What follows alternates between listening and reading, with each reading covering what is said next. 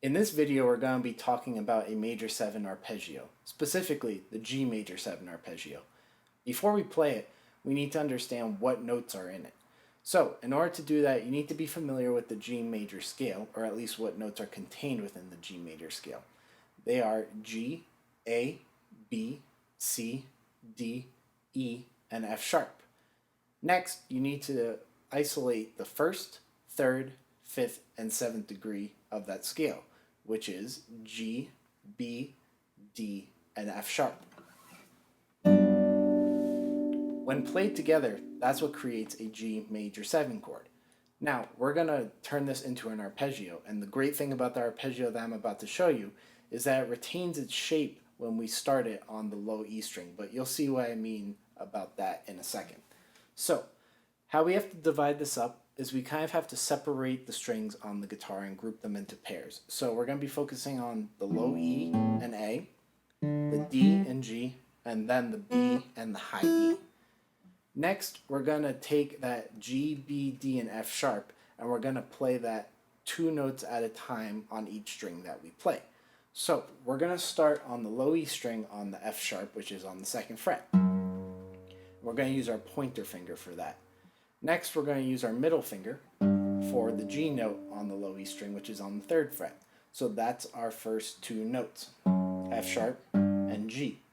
Next, we move up to the next string to finish the arpeggio to get that B and D, where the B is the 2nd fret on the A string, and then the D is the 5th fret. So we have F sharp, G, B, D. Next, we move up to the next pair of strings, which is going to be the D and G strings. So, what we're going to do is we're going to play the exact same shape. So, we find the F sharp note on the D string, which is the 4th fret, and we do the same thing. F sharp, G, B, D. So far, we have this.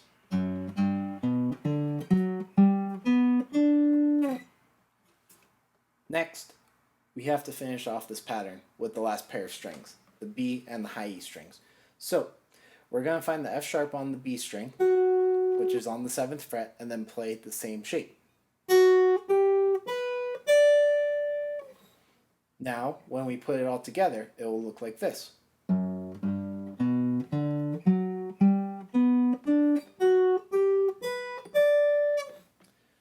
Now, in regards to finger placement, you notice that when I went up this shape, I did my pointer, my middle, my pointer again, and then my pinky. You have to retain it this way in order to play it more efficiently, and also when we go down it. So let's focus on going down it. So it would look like this.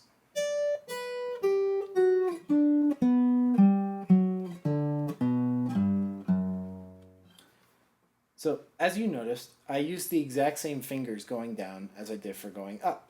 So, when I did pointer, middle, pointer, pinky going up, I did pinky, pointer, middle, pointer going down.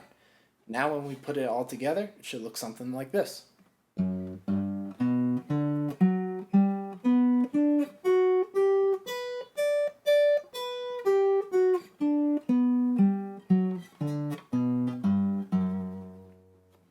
Now this arpeggio is really great to use if you're soloing over a G major 7 chord, so let's hear what that might sound like a little bit. Let's get you into the mindset of hearing G major 7 as kind of our base of the song that we're playing.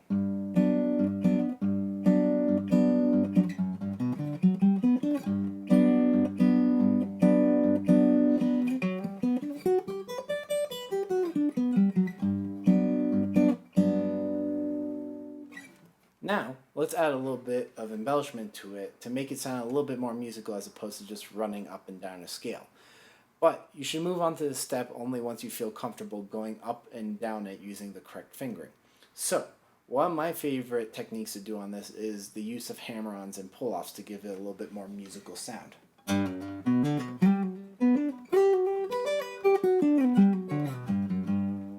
I also couple that with a little bit of sliding in there too. So let's explore what I just did there. So if we take the first shape, what I did was I did this pull off to hammer on those first 2 notes. I did G to F sharp back to G.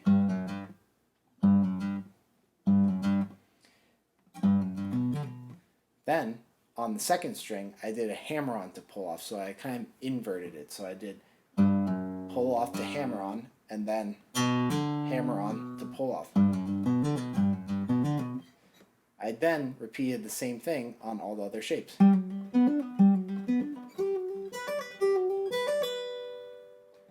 Now, when I went down in that example before, I incorporated some slides. So as opposed to going down one note at a time,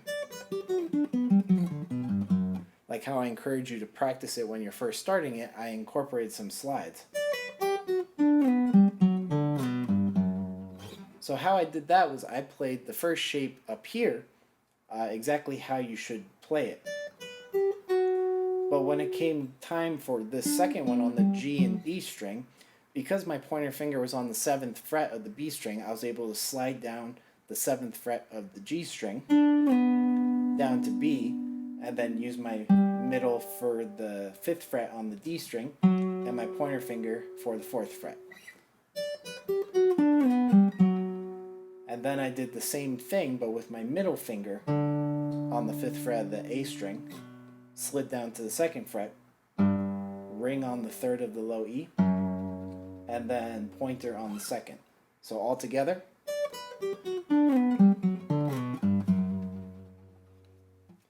Now, there's limitless possibilities to how you can play this exercise, but the most important way to start it is starting one note at a time using proper finger placement and then adding your embellishments later.